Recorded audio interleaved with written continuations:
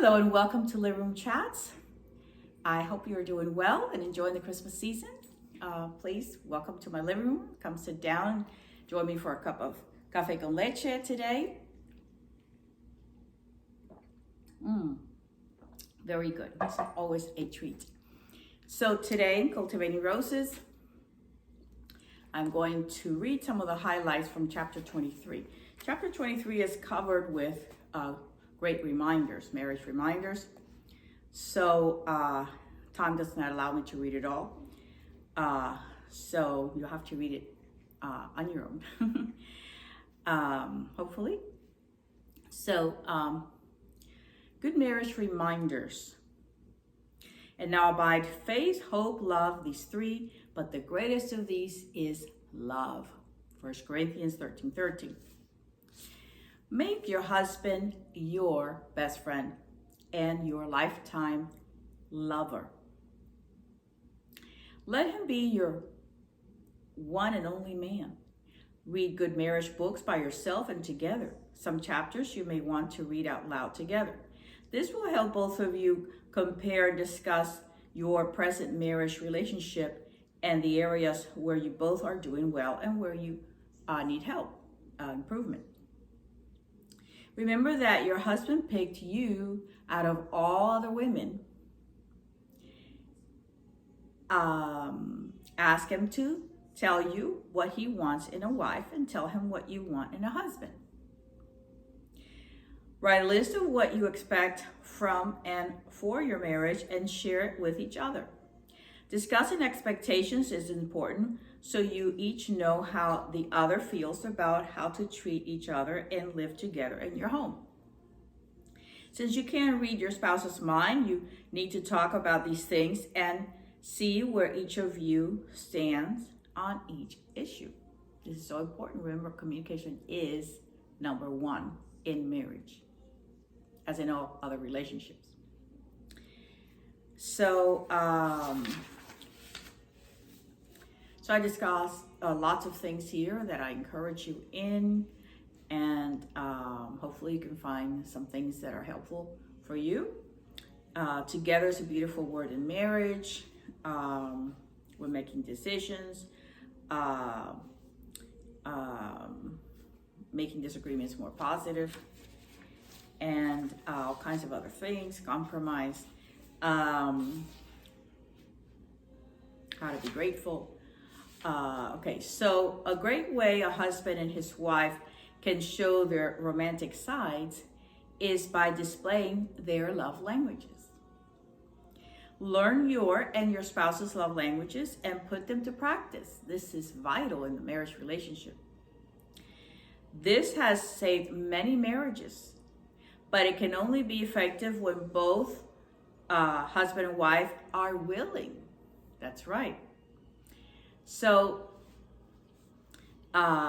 you may want to read Dr. Gary Chapman's book, The 5 Love Languages, to help in understanding how these differing styles work in relationships.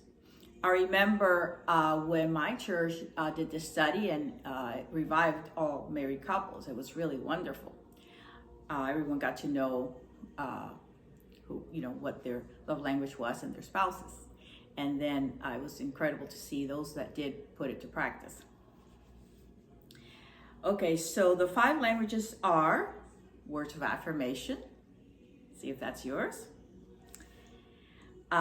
Physical touch, quality time, gifts, and acts of service. It is amazing what wonderful things can take place in a marriage when you understand each other's love language. And this is so true. I've heard a few of you, after reading the book, that they said that they recalled when they were studying their love languages that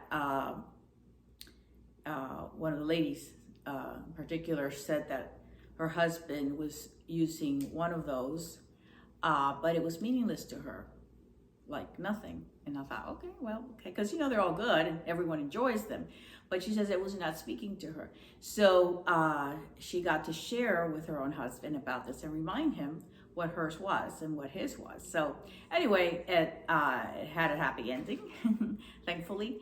So perhaps you may want to discover yours if you don't know it already, and share this with your spouse and let him share it with you.